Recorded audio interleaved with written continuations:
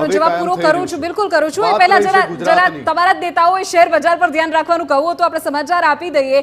ભારતીય શેર બજારમાં મોટો કડાકો યથાવત છે। આ આંકડાઓ જે છે તેની સીધી અસર આપ જુઓ, સેન્સેક્સ 2000 પોઈન્ટ તૂટ્યો છે। આ મોટા સમાચાર શેર બજાર સાથે જોડાયેલા। નિફ્ટી પણ 550 પોઈન્ટ ડાઉન ગયો છે। ગઈકાલે એક્ઝિટ પોલની એટલી મોટી ઇફેક્ટ ભારતીય શેર બજાર પર જોવા મળી। તમારા નેતાઓએ પણ કહ્યું હતું કે 4 જૂને અમિત શાહ હોય કે નરેન્દ્ર મોદી, અત્યારે તો કંઈક આ શેર બજારમાં તો કંઈક અલગ જ બતાવે છે। આપણે જે વાત કરી રહ્યા છે બીજા રાઉન્ડની વાત કરી રહ્યા છે। જનરલી 17 થી 22 રાઉન્ડનું મતદાન ગણતરી થતી હોય છે, એટલે આ પહેલા બે રૂઝાનના લીધે અને જે 4 સીટો છે એમાં પણ આપ જો વોટ શેર જોશો, જે કોંગ્રેસ જ્યાં હમણાં લીડ કરી રહી છે એ પણ ખૂબ પાતળો વોટ શેર છે, જે પહેલા કે બીજા રાઉન્ડમાં કોઈ પણ પ્રકારનું અવલોકન કરવું એ અઘરો વિષય છે। ભારતીય જનતા પાર્ટી એ પાર્ટી છે કે જેણે 1.4 કરોડ વોટથી 1984 થી લઈને આજે 22.9 કરોડ વોટ સુધી 2019માં પહોંચી છે। આ વોટ શેર જે છે 22 કરોડનો એ વધવા જઈ રહ્યો છે।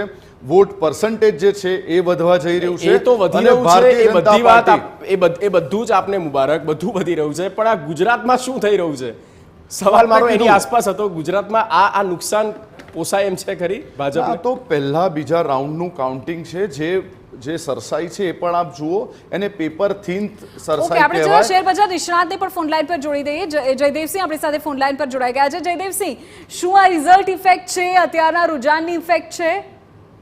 બિલકુલ આ રિઝલ્ટ ઇફેક્ટ જ ગણી શકાય અને જે પરિણામ છે તે સત્તાધારી પક્ષની જે અપેક્ષા હતી અને જે રીતનું એક્ઝિટ પોલ પછી પરસેપ્શન બન્યું હતું તેનાથી બિલકુલ વિપરીત આવી રહ્યા છે અને તેનું જે નેગેટિવ રિફ્લેક્શન હાલમાં ભારતીય શેરબજારોમાં જોવા મળી રહ્યું છે અને સેન્સેક્સ નિફ્ટીમાં અત્યારે જોરદાર ઘટાડો જોવા મળી રહ્યો છે। ઓકે, એટલે જેમ જેમ આજના આંકડાઓમાં પરિણામમાં ફેરફાર જોવા મળશે, રૂઝાનમાં ફેરફાર જોવા મળશે, એમ શેર બજારમાં પણ તેની ઇફેક્ટ આજના દિવસ દરમિયાન જોવા મળશે। જયદેવસિંહ, હું કહીશ કે લગભગ અત્યારે 9:30 થવા આવ્યા છે અને જે પ્રમાણેનો ટ્રેન્ડ મળી રહ્યો છે તો હવે પછીના 1.5-2 કલાકમાં કોઈ બહુ મોટો ઉલટફેર થઈ જાય એવું કોઈ શક્યતા દેખાતી નથી। માઇનોર ફરક ચોક્કસથી પડે, પણ આ જ રીતનો ટ્રેન્ડ બપોરના 1-1.5-2 વાગ્યા સુધી રહે તેવી પ્રબળ શક્યતા છે અને અત્યારે તેનું નેગેટિવ રિફ્લેક્શન ચોક્કસપણે જોવા મળી રહ્યું છે। ઓકે જયદેવસિંહ, તો જો ગઈકાલે જોવા મળ્યું હતું જે હાઈ આખું શેર બજારમાં માહોલ જોવા મળ્યો હતો, અત્યારે સરકારી કંપનીઓમાં ભારે વેચવાની છે। સોરી સત્યનજી, યસ, તમારી વાત કમ્પ્લીટ કરો।